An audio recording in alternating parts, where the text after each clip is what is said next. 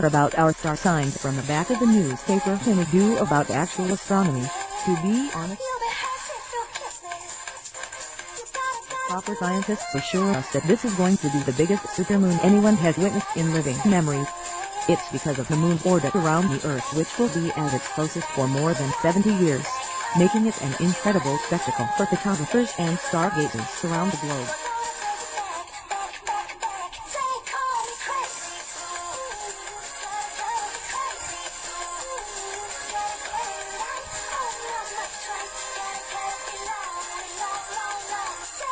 People around the world have been gazing in amazement at the night sky, and this evening is only a dress rehearsal for the main event tomorrow. The supermoon will reportedly be at its fullest, brightest and most fantastically dazzling on Monday evening.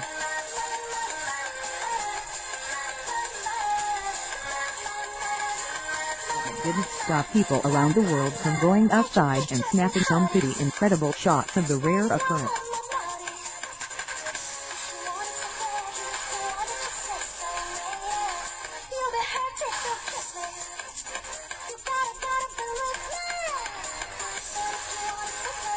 In fact, Sunday might have been the best opportunity to see this lunar event, as the Met Office reports that Monday's weather will see much of our view obscured by layers of cloud. While many people were getting out into the countryside in places like Glastonbury to see the spectacle, people were getting brilliant shots of the supermoon in central London. The last time the moon was this close was reportedly back in 1948, and we may not see another one like this until November 25, 2034. That's the year, not the time. The reason for this massive moon is because of the rocky satellite's orbit around the Earth being elliptical rather than uniformly circular. So as the moon revolves around the Earth, it's sometimes close and sometimes further away.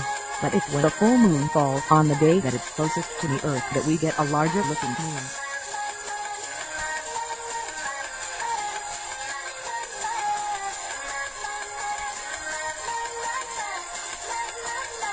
Some of people's pictures have been quite impressive, and if you live somewhere cold, gray and up north and haven't had a chance to see it, this is what it looks like.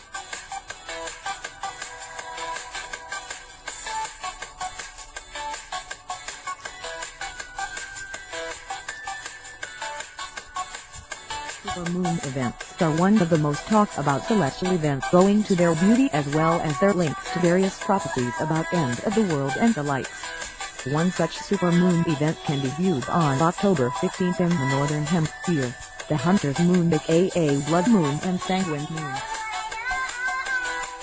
Hunter's Moon is an event when the moon will not only appear slightly bigger and brighter but will also have an orange glow, and while this tinge is basically true for any full moon, the hue during Hunter's Moon is more pronounced and it will be a lot bigger than your average moon.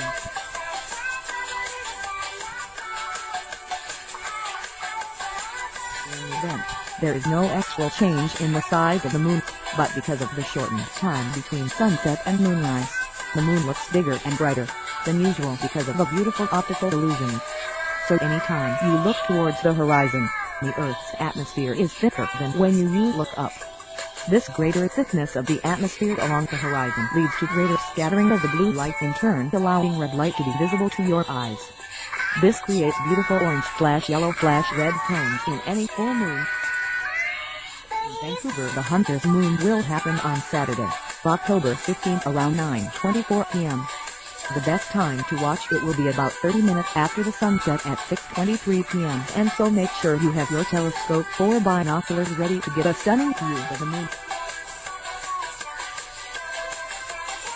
Some of the places in Vancouver that will provide you with the perfect opportunity to view the Hunter's Moon are Rocky Point Park, Whitecliff Park, Burnaby Mountain, and Blueside Beach and Grouse Mountain.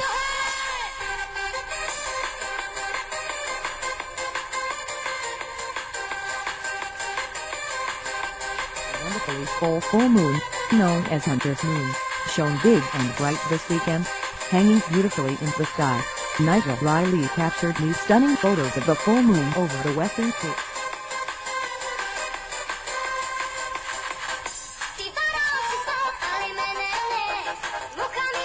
With its beauty came that lethal moonlight that shines like a torch over South Africa's precious game reserves, transforming the bush into a poacher's paradise.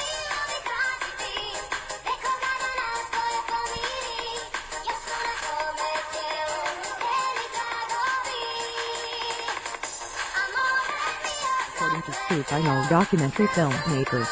There was horrific carnage this full moon weekend. It started with the discovery of 3 dead rhinos at the Kruger National Park's Orphan Crate and didn't stop.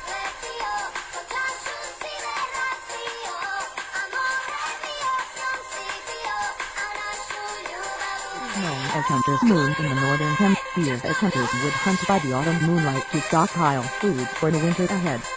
Tragically, it has now become Poacher's Moon in the Southern Hemisphere, since the escalation in poaching in the last 8 years.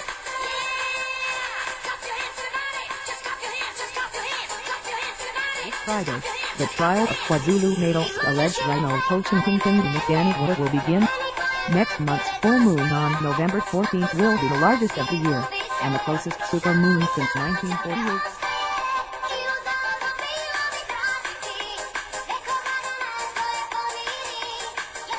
Supermoons are not such a rare phenomenon. According to a Reuters report, which quotes Jim Lattice of University of Wisconsin, 1 in about every 14 full moons is a supermoon. December 14th will also see a supermoon. The year 2016 has a total of 6 supermoons in total, but the November event will be a once-in-a-generation sight as it is an extra supermoon.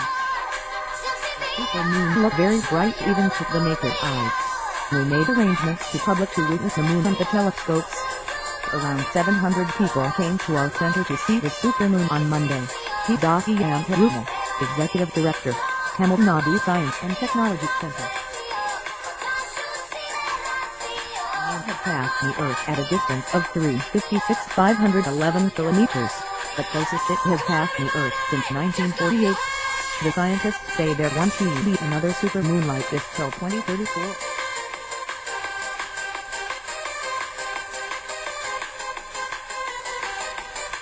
The perigee full moon or supermoon can be 30% brighter and 14% bigger than an apogee full moon. I am Purigan, State Resource Person for Astronomy, Tamil Nadu Science Forum, Salem said, "It's a rare opportunity to see the moon very close. So, we provided 3 telescopes to the people to watch the moon." Along with sky watching, he also educated people about the celestial events and dispelling his superstition.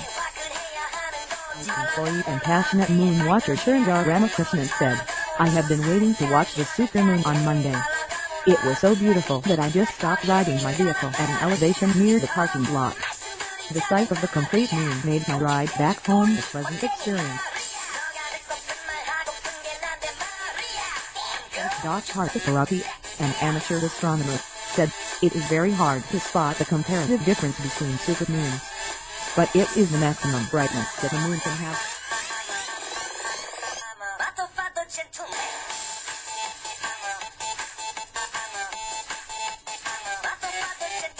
Supermoon rises over houses in Olvera, in the southern Spanish province of Cadiz, on July 12th.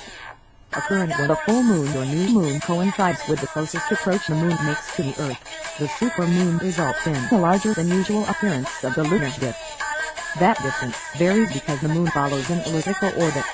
When it's close and full, it appears bigger and brighter than normal, although in fact the difference can be hard to detect. The perigee moon, also known as a supermoon, rises above Dodgeland Lake in southeastern Macedonia on July 12th.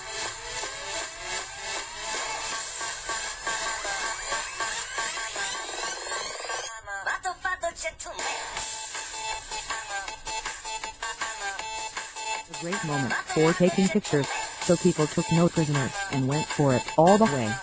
UPS, players, landscapes. Many styles hot here, so that the supermoon can be enjoyed as much as possible. For more of these, you should check each photographer's page. I hope you enjoyed these. Cheers. In fact, Sunday might have been the best opportunity to see this lunar event, as the Met Office reports that Monday's weather will see much of our view obscured by a layer of clouds. While many people were getting out into the countryside in places like Glastonbury to see the spectacle, people were getting brilliant shots of the supermoon in central London. So as the moon revolves around the Earth, it's sometimes close and sometimes further away. But it's when a full moon falls on the day that it's closest to the Earth that we get a larger looking moon.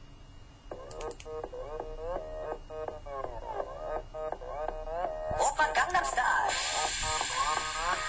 Gangnam didn't stop people around the world from going outside and snapping some pretty incredible shots of the rare occurrence.